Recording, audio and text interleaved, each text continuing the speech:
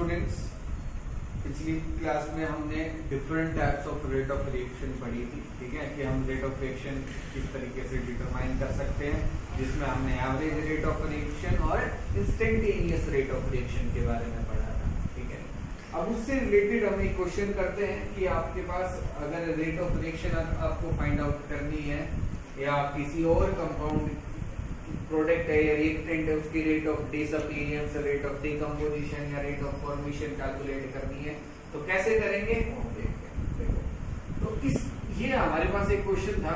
ठीक है, जिसमें कह रहा था कि N2O5 का डिकम्पोजिशन हो रहा है NO2 में, और तो हमने क्या किया, इसका डिकम्पोजिशन दिखाया और रिएक्शन को बैलेंस किया। फर्स्ट ऑफ ऑल आपको रिएक्शन जरूर बैलेंस करनी है। अगर आपको रिएक्शन बैलेंस करके नहीं दे रखी तो उसको बैलेंस जरूर करना है और उसके बाद सोल्व करनी है, नहीं तो आपका आंसर गलत आएगा, ये कंफर्म है। तो जो भी रिएक्शन दे रखी हो, अगर बैलेंस कर रखी है तो बहुत अच्छी बात है, अगर बैलेंस नहीं की तो first you have to balance it. ठीक है, बैलेंस करने के बाद ही हम रेट ऑफ रिएक्शन या कोई भी जो क्वेश्चन में हमें पूछ रहा है वो बता सकते हैं, तभी उसका सही आंसर होगा। तो देखो इस क्वेश्चन की अगर हम बात करें तो हमें N2O5 की initial concentration the, that is 2.33 moles. ठीक है, और उसकी final concentration the, that is 2.08 moles. 2.08 moles. अब हमसे कह रहा था इस क्वेश्चन में कि रेट ऑफ रिएक्शन बताओ। क्या बताओ? Rate of reaction. तो अगर हम रेट ऑफ रिएक्शन की बात करें इस क्वेश्चन के लिए तो वो क्या हो सकती है, माइनस डेल्टा N2O5 की कंसंट्रेशन, इसकी कंसंट्रेशन N2O5 की कंसंट्रेशन और डिवाइडेड बाय डेल्टा टी। यही पढ़ा था हमने, और यहाँ आपके पास 1/2 आएगा कि जो स्टोइकियोमेट्रिक कोएफिशिएंट है उसका रेसिप्रोकल हम कर देंगे, इज इक्वल टू प्रोडक्ट है आपके पास NO2, तो NO2 की concentration divided by change in time and equal to delta O2, O2 की concentration divided by delta T। और आपके पास इस क्वेश्चन में जो डेल्टा T है वो दे रखा है आपको 184 मिनट्स। कितना दे रखा है? 184 मिनट्स। जो टाइम होगा वो ही डेल्टा T है कि हम 0 से स्टार्ट करेंगे, 0 मिनट से, और 184 मिनट्स होगी, तो चेंज कितना है? 184 ही हो गया। अब हमें rate of reaction find out करनी है, R की वैल्यू फाइंड आउट करनी है 1/2 माइनस का।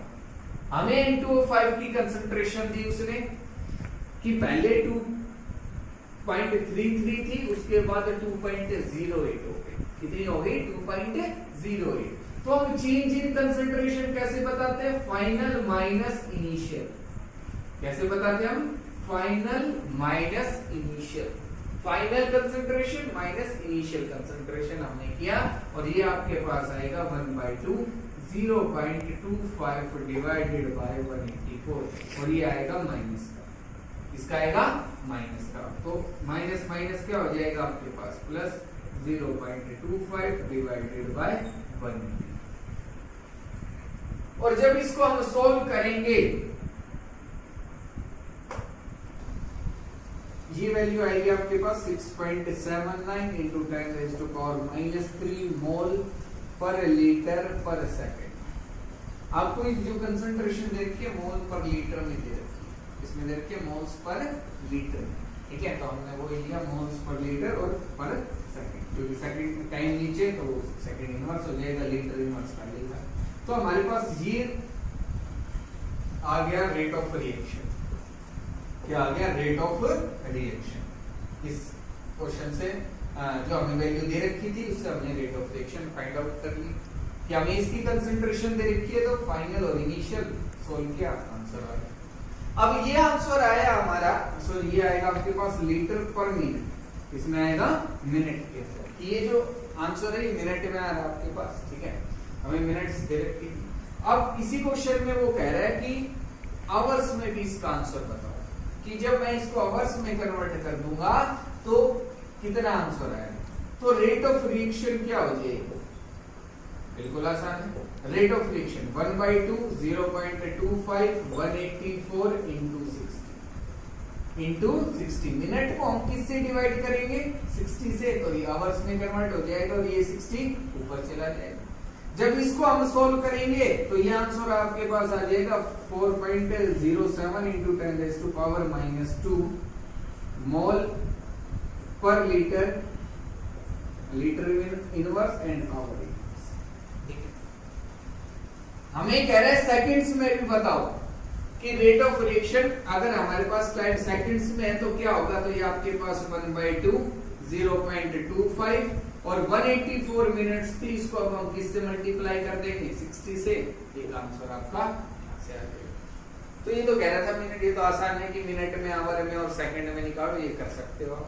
तो हमें इस क्वेश्चन में वो और क्या कह रहा था कि rate of formation of NO2 बताओ कि NO2 किस रेट से फॉर्म होगा इस क्वेश्चन में, ठीक है? ये rate of formation of NO2 तो वो हम कैसे निकाल सकते हैं? क्या तो इन दोनों वैल्यूज को इक्वेट कर दो, या रेट ऑफ रिएक्शन जो आपने निकाली है उसको इससे इक्वेट कर दो, एक ही बात आपके पास आंसर आ जाएगा, ठीक है? तो देखो हमने रेट ऑफ रिएक्शन क्या निकाली थी?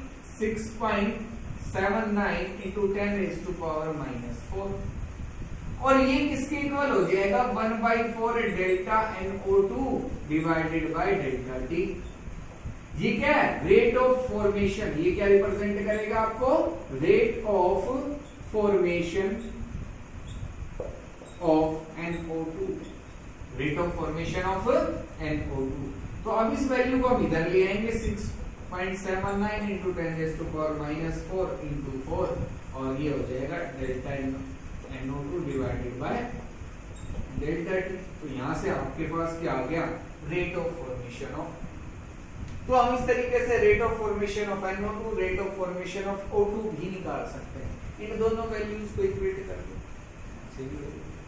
तो इस तरीके से इन क्वेश्चंस को करना है। अगर आपको कोई भी रेट ऑफ रिएक्शन दे रखी है, चाहे rate of decomposition of NO5 दे रखी है, rate of formation of NO2 दे रखी है, अगर होती है आपको तो सभी वैल्यूज आप निकाल सकते हैं, ठीक है? तो ये क्वेश्चन हो गया। अब नेक्स्ट जो हम पढ़ेंगे वो है factors affecting rate of reaction की। कौन कौन से फैक्टर्स हैं जो रेट ऑफ रिएक्शन को अफेक्ट कर सकते हैं, वो बोलेंगे। Next factors affecting rate of reaction. हमारे पास डिफरेंट फैक्टर्स हो सकते हैं जो रेट ऑफ रिएक्शन को अफेक्ट करेंगे। फर्स्ट है nature of reactant and product. क्या है? नेचर ऑफ रिएक्टेंट एंड कि रिएक्टेंट आपके पास कैसे हैं, प्रोडक्ट कैसे हैं। देखो रेट ऑफ रिएक्शन मतलब कितनी जल्दी रिएक्टेंट आपस में रिएक्ट करके प्रोडक्ट बनाएंगे, ये इस बात पे डिपेंड करता है। अब रिएक्टेंट्स कितनी जल्दी आपस में रिएक्ट करते हैं वो डिपेंड करता है उनके बॉन्ड कितनी जल्दी ब्रेक होते हैं, ठीक है? और हर रिएक्टेंट को या हर कंपाउंड को ब्रेक करने के लिए हम डिफरेंट एनर्जी हमें चाहिए होगी। हम डिफरेंट एनर्जी सप्लाई करेंगे उनको ब्रेक, उनके बॉन्ड ब्रेक करने के लिए। तो जब डिफरेंट अमाउंट ऑफ एनर्जी हम सप्लाई करेंगे तो डिफरेंट टाइम भी लगेगा। एक को हम 10 किलो जूल एनर्जी दे रहे हैं, एक के लिए हम ब्रेक करने के लिए 20 किलो जूल एनर्जी लगेगी, तो 20 किलो जूल एनर्जी देंगे तो टाइम भी ज्यादा लगेगा, मतलब रेट ऑफ रिएक्शन कम हो जाएगी। अगर टाइम पीरियड कम रहेगा तो रेट ऑफ रिएक्शन ज्यादा होगी, अगर टाइम पीरियड इंक्रीज हो गया तो रेट ऑफ रिएक्शन कम हो जाएगी। तो ये डिपेंड करता है कि आपका कितनी एनर्जी हम सप्लाई कर रहे हैं बॉन्ड को ब्रेक करने के लिए और कितनी एनर्जी रिलीज हो रही है कंपाउंड फॉर्म होने पे या बॉन्ड्स फॉर्म होने पे। जब भी बॉन्ड बढ़ता है एनर्जी रिलीज होती है। अब ज्यादा एनर्जी रिलीज होगी तो ज्यादा स्टेबल कंपाउंड बनेगा और उतनी ही जल्दी बनेगा, ठीक है? इस तरीके से हम इसमें कुछ पढ़ने वाले हैं। तो हम लिखेंगे इसमें कि different amount of energy, different amounts of energy are required to break the bonds of the different reactants,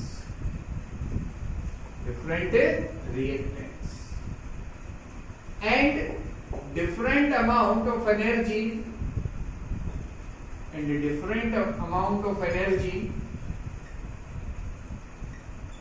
is released during the formation of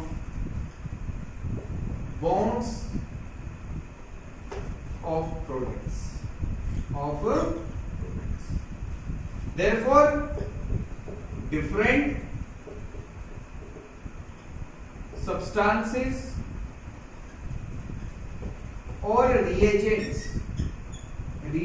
हम रिएक्टेंट और प्रोडक्ट को ही बोल सकते हैं. तो different substances और different reagents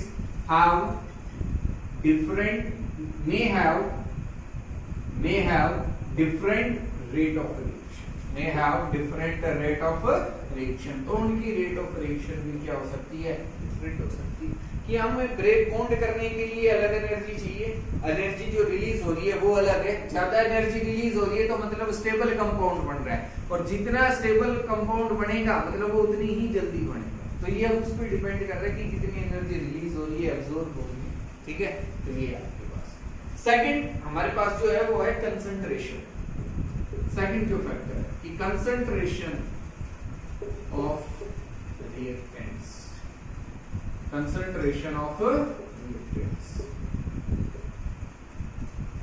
हम इसमें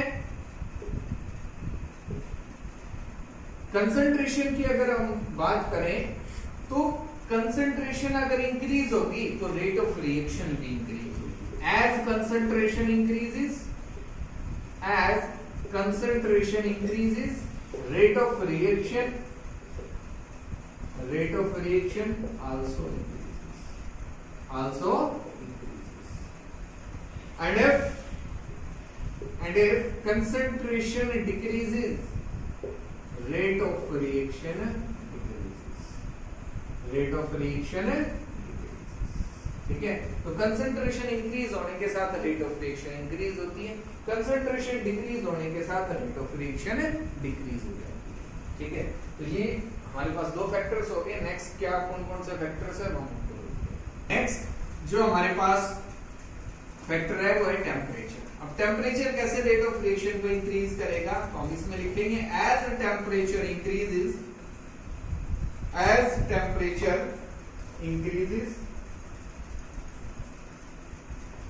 rate of the reaction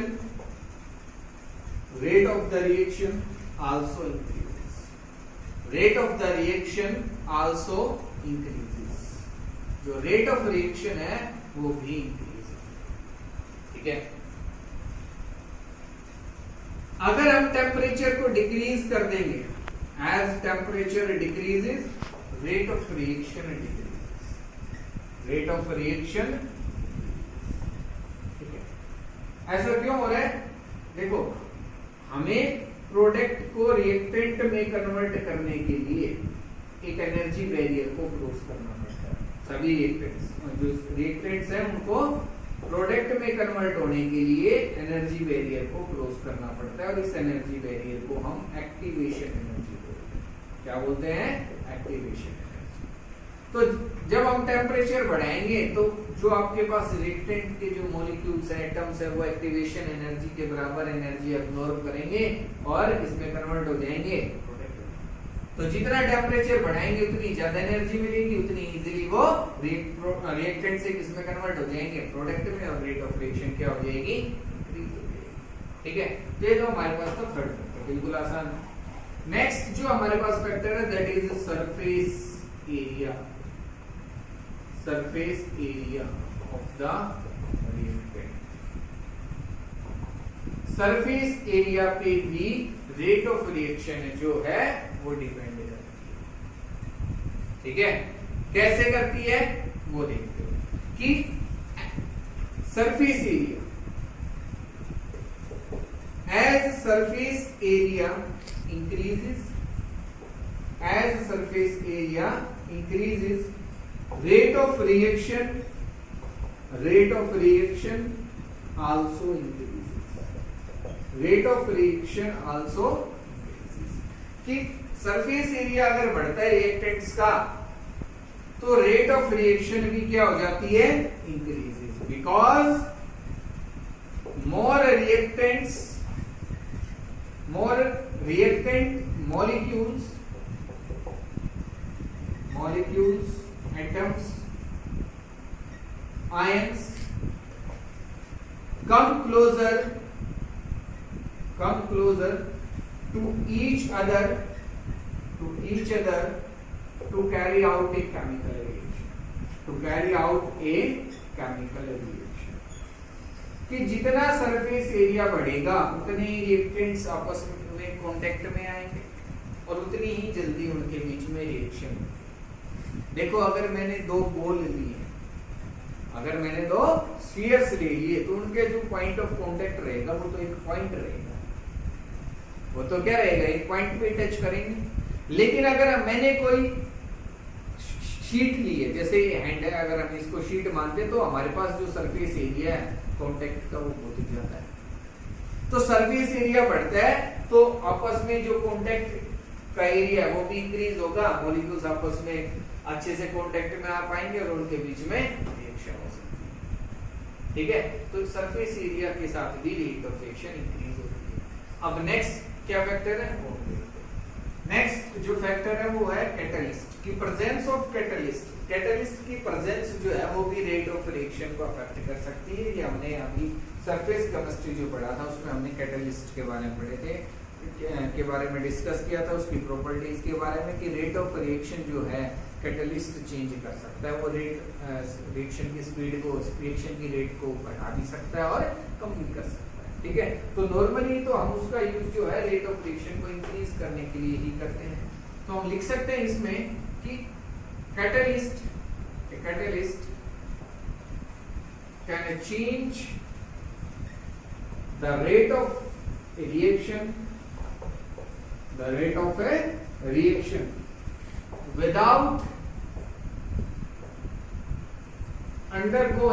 without itself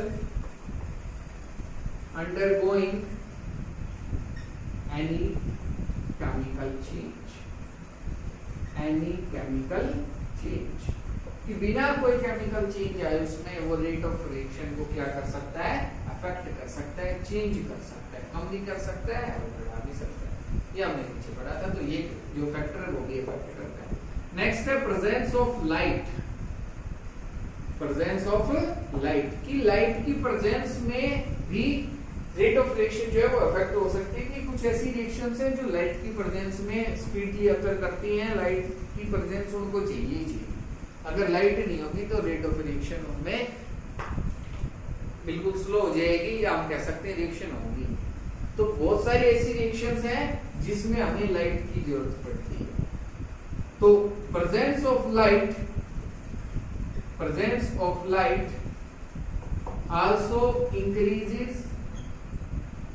also increases the rate of some chemical reactions।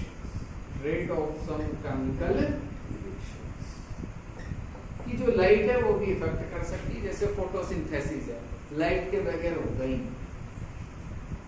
नहीं होगा। तो कुछ रिएक्शंस है, जो फोटोसिंथेसिस है उसमें केमिकल रिएक्शन होती है। क्या होती है, केमिकल रिएक्शन। अगर लाइट नहीं होगी तो वहां रिएक्शन ही नहीं होती, तो मतलब वो रिएक्शन रुक गई लाइट के बिना, तो वो भी अफेक्ट कर रहा है रेट ऑफ रिएक्शन को। तो ये फैक्टर्स थे हमारे पास जो रेट ऑफ रिएक्शन को अफेक्ट करते हैं। आई थिंक आप सबको समझ में आ गए होंगे। अब नेक्स्ट क्लास में हम पढ़ेंगे law of mass action, rate law क्या है, ऑर्डर ऑफ रिएक्शन क्या है। आज इतना ही करेंगे, इसमें कोई डाउट रहती है तो पूछना है। ठीक है, वैसे तो बिल्कुल आसान था, आप कर सकते हो। फिर भी कोई डाउट रहती है तो मेरे से जरूर पूछना है, लेकिन पढ़ना जरूर है, इसको अच्छे से समझना जरूर है। ठीक है।